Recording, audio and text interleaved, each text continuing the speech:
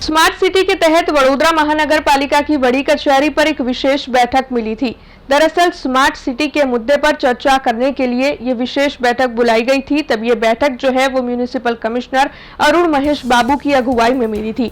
आपको बता दें कि वडोदरा महानगर पालिका की ओर से वडोदरा शहर में इलेक्ट्रिक बसें दौड़ाने के लिए कोशिशें की जा रही है। उसी के तहत ये बैठक मिली थी। तब वडोदरा शहर में 200 जितनी इलेक्ट्रिक बसों को दौड़ाने का आयोजन है, जिसके तहत पहले तबके में 100 इलेक्ट्रिक बसों को दौड़ाने का आयोजन पालिका की ओर से किया जा रहा है।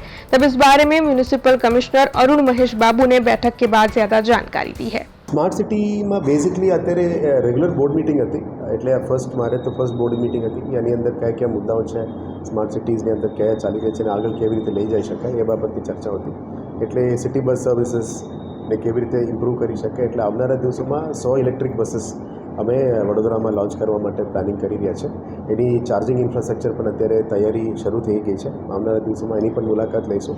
વી આર પ્લાનિંગ કે by the month of August September 100 electric buses વડોદરામાં લોન્ચ કરી શકાય। પીએમ ઈ ડ્રાઈવ સ્કીમ અને ગુજરાત સરકારના અર્બન ડેવલપમેન્ટ સ્કીમની અંતર્ગત એ કરવામાં રહેશે, કારણ કે વડોદરા એકમાત્ર સિટી છે જેમાં પોતાની ઇલેક્ટ્રિક બસ સર્વિસ અત્યાર સુધી ચાલુ નથી થઈ, એટલે એને મહત્ત્વ આપવું પડે, પોલ્યુશન ઓછું કરવા માટે આ કરીશું। અને સેકન્ડ ફેઝમાં અંડર પીએમ ઈ ડ્રાઈવ અને યુડીડી we will do for another 100 buses, એટલે 100+200 બસીસ ઇલેક્ટ્રિક બસીસ અહીંયા સિટીમાં લાવવાનો અમે પ્રયત્ન કરીએ છીએ। અને આવનારા દિવસમાં લાસ્ટ માઇલ કનેક્ટિવિટી તરીકે સિટીથી 20 કિલોમીટર બહાર જે માની લો બીજા સિટીઝમાં લાસ્ટ માઇલ કનેક્ટિવિટી કહેવાય, એટલે સિટી કોમન બસ ટર્મિનલ છે એને પણ ઇન્ટિગ્રેટ કરવાનું અમે પ્લાનિંગ કરી રહ્યા છીએ। એ સ્માર્ટ સિટીની સ્કીમ નથી, પણ જે કોમન બસ ટર્મિનલ, પ્રાઇવેટ, મોફઝલ, સિટી બસ બધું એકત્રિત જગ્યાથી અમે જઈ શકીએ એ રીતનું પ્લાનિંગ આવનારા દિવસોમાં કરીશું। અને લાસ્ટ માઇલ કનેક્ટિવિટીમાં અહીંથી વીએમસીથી 20 કિલોમીટર જે માની લો જીઆઈડીસી વિસ્તાર છે, ત્યાંના લોકો અહીંયા આવીને કામ કરે છે, અહીંયા સવારે અહીંયા કામ કરીને સાંજે જાય છે, એ લાસ્ટ માઇલ કનેક્ટિવિટી પણ એક્સટેન્ડ કરવાનું અમે પ્લાનિંગ કરી રહ્યા છે।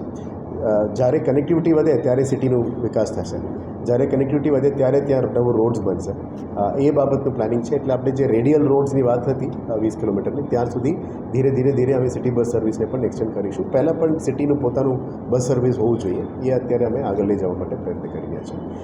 સાથે સાથે જીઆઈએસ બેઝડ મેપિંગ જે આવનારા દિવસોમાં ડક્ટ યુટિલિટી વડોદરામાં આપ જોઈ શકો છો કે મોટા ભાગમાં વોટર યુટિલિટીઝ અને ડ્રેનેજના લીધે દરેક જગ્યામાં સિટીને ખોદી નાખીએ છીએ, અને ક્યાં પ્રોબ્લેમ છે એને આઈડેન્ટિફાઈ કરવા માટે પણ કંઈ સાયન્ટિફિક સિસ્ટમથી અત્યાર સુધી કંઈ કર્યું નથી, એટલે ગ્રાઉન્ડ પેનિટ્રેટિંગ રડાર લાવીને યુટિલિટી ક્યાં છે, કયા જગ્યામાં અનનેસેસરી ખોદવાનું નથી અને કયા જગ્યામાં પ્રોપર ખોદવું જોઈએ, એ બધું સ્ટડી કરીને કરવા માટે જીઆઈએસ બેઝડ મેપિંગ અને જીઆઈએસ લેયર ડિસિઝન મેકિંગ માટે અમે આજે નિર્ણય લીધું છે।